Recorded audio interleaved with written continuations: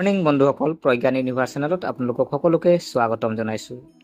হিন্দু পঞ্জিকা অনুসৰি আজি 3 জুলাই 2025 আহাৰ মাহৰ 18 তাৰিখ, দিন বৃহস্পতিবাৰ, শুক্লপক্ষৰ অষ্টমী তিথি, নক্ষত্ৰ হস্ত, যোগ পৰি যোগ।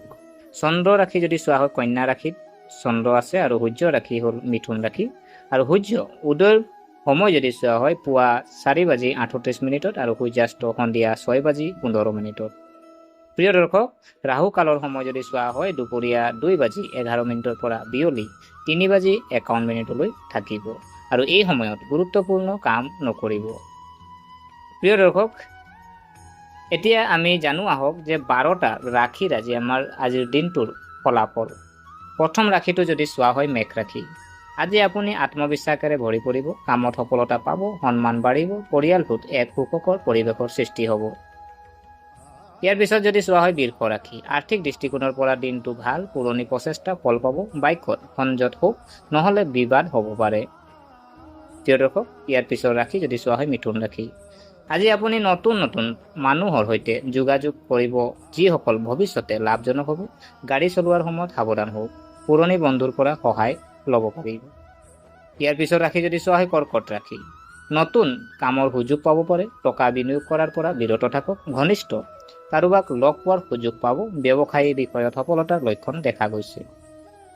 ইয়াৰ পিছৰ ৰাশি যদি চোৱা হয় সিংহ ৰাশি। পদ আৰু প্ৰতিপত্তি বৃদ্ধি পাব, পুৰণি বন্ধু বান্ধৱীৰ লগত যোগাযোগ কৰিব পাৰিব, পৰিয়াল আৰু কৰ্মক্ষেত্ৰত সহায় লাভ কৰিব। ইয়াৰ পিছৰ ৰাশি যদি চোৱা হয় কন্যা ৰাশি। দিনটোত স্বাস্থ্যৰ বাবে ভাল, আৰ্থিক অৱস্থাৰ উন্নতি হ'ব, আপোনাৰ পত্নীৰ পৰা মৰম পাব, ব্যৱসায়ত লাভৰ সম্ভাৱনা থাকে। প্ৰিয় দৰ্শক, ইয়াৰ পিছৰ ৰাশি যদি চোৱা হয় তুলা ৰাশি। আত্মবিশ্বাস আৰু শক্তি বৃদ্ধি পাব, খৰচ নিয়ন্ত্ৰণ কৰক, পত্নীৰ স্বাস্থ্যৰ প্ৰতি কিছু চিন্তা থাকিব পাৰে আৰু উপাৰ্জনৰ নতুন উৎস পাব।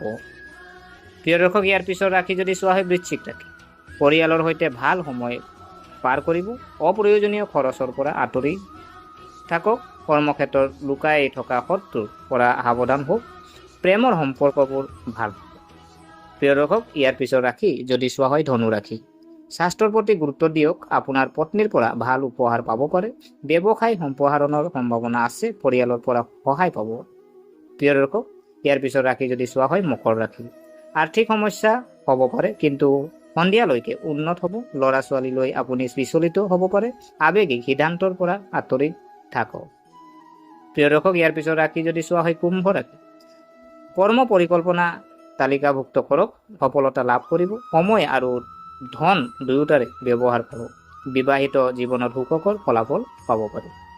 প্ৰিয় দৰ্শক, ইয়াৰ পিছৰ ৰাশি যদি চোৱা হয় মীন ৰাশি।